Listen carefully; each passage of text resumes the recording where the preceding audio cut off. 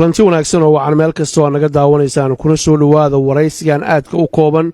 oo aanu ku waraysanayno fanaanka caanka ee Maxamed BK oo garabkayga fadhiya waraysigan ayaa wuxuu daaran yahay hadalkii hamiin hore uu Maxamed ka yiri meel uu xaflad ku dhiganayay oo dad fara badan oo Soomaaliya siyaabo kale oo fasireen qaarna ay aad uga caroodeen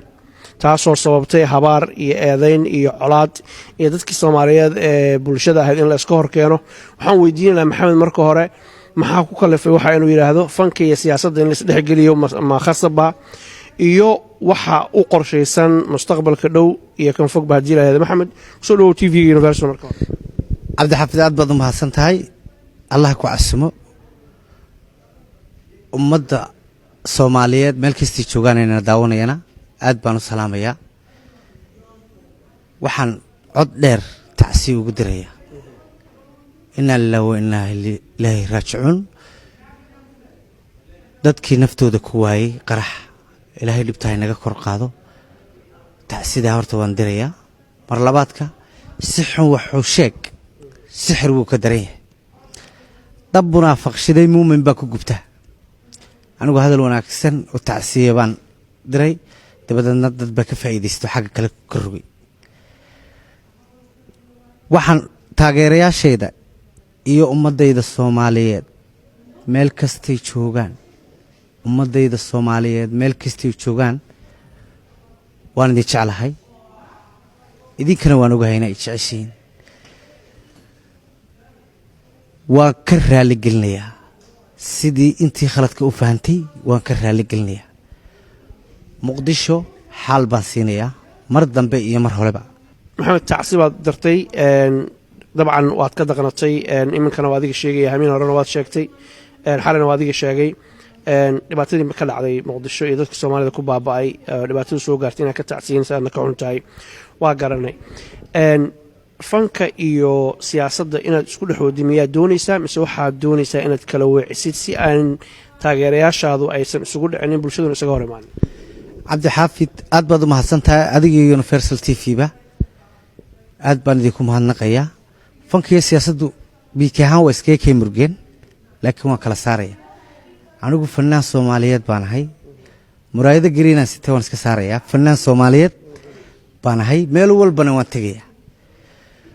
socdaalkayga Yurub markaan dhameeyo UK aan dhameeyo ilaa Muqdisho waan tagayaa labadayda show ee ugu horeeyana waxaan ku caawinayaa dadkii ku waxyeeloobay Muqdisho qoysaskoodii inna lillahi wa inna ilayhi raaji'uun ilaahay ha u naxariisto anigu Soomaali waan jeclahay ma nacbi si xun wuxuu sheeg sixir wuu ka daran yahay qof baad keligii dadkaba adigu daacadaad u tahay inta u dadaalaysa daryeelkiisa iyo naftiyo sidoo u dulmari lahaa daadii u dhaafin lahayd hawliyeegu daashay ficil inta isaguna dil iyo xarkiya dabin laabayo ku maqan dibid laabiyada marka fanaanku qof markuu caan noqdo dhibaato ma waayo YouTuber sida wax xaganeed helaysaa beel si journal wax si khaldan loo gelinayaa arkaysaa laakiin qof la hadalaya waa qofkii jiray in badan baan habaariyo wax arkay social media ma isticmaalo laakiin uurka iiga duceeya oo habaarkii duco iigu bedela inta la sii noolaanayaaba waa muddo anigu mar walba fanaan Soomaaliyeed baan ahay meel kasto Soomaaliyeed la ballan waxaan ku qaaday inaan labadayda adinto way uga caroodeen hadalkaagii